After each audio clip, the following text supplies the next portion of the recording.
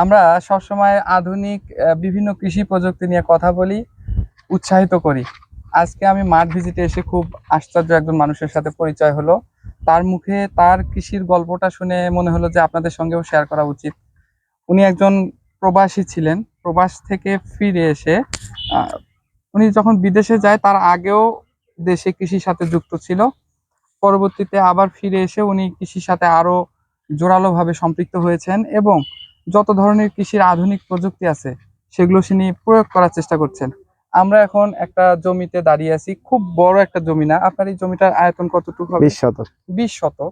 এই 20 শতক জমি থেকে উনি গত মৌসুমে, এই যে রিসেন্ট যে মৌসুমটা শেষ হলো, খরিফ মৌসুম, এখানে উনি মুখী কচু মুখী কচু বিক্রি করেছেন কত টাকা?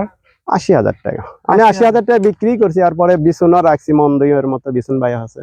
ওটা আপনি আবার পরবর্তী হ্যাঁ, মৌসুমে আবার ব্যবহার করবেন। লাগানোর জন্য। এবং আপনার ওই কচুটা আবাদ করতে খরচ কেমন হয়েছিল? আমার 20,000 টাকা সর্বমোট খরচ হয়েছিল। 20,000 টাকা খরচ করে 80,000 টাকা বিক্রি। এটা শুধুমাত্র তার পরিচর্যা, ডেডিকেশন এবং আধুনিক প্রযুক্তি ব্যবহারের কারণে। এখন এই প্লটটাতেই দুই ভাগ করে, এক পাশে মরিচ লাগানো রয়েছে আর আরেক পাশে টমেটো টমেটো লাগানো লাগাইছি। হয়েছে, সামনের যে রবি মৌসুম আছে সেটাকে টার্গেট করে।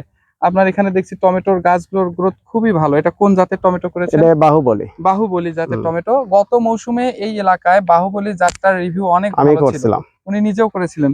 5 শতক করছিলাম। 5 শতকে কেমন বিক্রি হয়েছিল? 5 শতক থেকে আমার প্রায় 40,000 টাকা বিক্রি আছে। আর এই খরচ? যে জমিটা। হ্যাঁ, খরচ কেমন? খরচ সীমিত, ওই মানে আপনার ওই 5-6 হাজার টাকা মনে আপনি করেন এই খরচ গেছে। বাহুবলী জাতটা কোথায় পেয়েছেন? শাহনগর গেছিলাম। শাহনগর নার্সারি থেকে, মানে দিবে না তাই নিজে, না বিশ্বাস তো নাই, তাই ওই জমিতে লাগানোর জন্য ইয়ে করছে। পরে আমি ওই যে লোক ওই জায়গায় কাজ করতেছে তাই বলতেছিল যে ভাই এই বেডের থেকে নিতে পারেন নাকি, ইশারা দিয়েছে। দেওয়ার পরে আমি বলছি আমার থেকে এখান থেকে আমাকে 500টা চারা দেন। ওই 500 চারা 2,000 টাকা গেলেও দেওয়া যাবে না। আমি কিন্তু ভাই আমি নতুন একটু করার জন্য ইয়ে করতেছি, আপনি দেন। তো পরে যাই হোক 500 চারা আমার থেকে 1200 টাকা নিছিল। 500 চারা 1200 টাকা আপনি 2.5 টাকা পিস আর কি।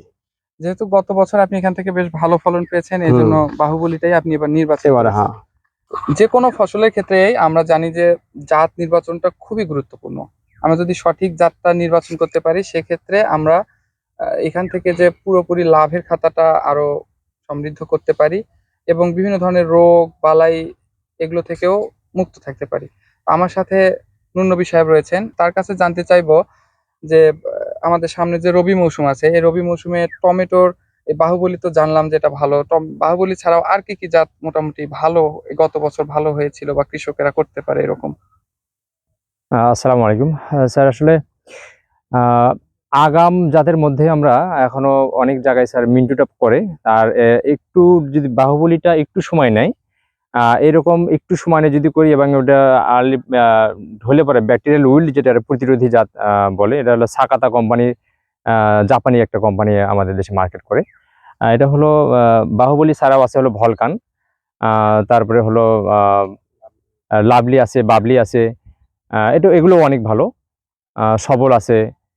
এগুলো সব মিলিয়ে যদি করা যায়, আর পাশাপাশি হলো আন্তঃপরিজাতের সুষম সার যদি সব মিলিয়ে দেওয়া যায় এবং জৈব সার সব মিলিয়ে যদি চাষাবাদ করা যায়, তাহলে সব মিলিয়ে অনেক ভালো একটা চাষাবাদ করা পারফরমেন্স চলে আসে স্যার চাষাবাদের ক্ষেত্রে।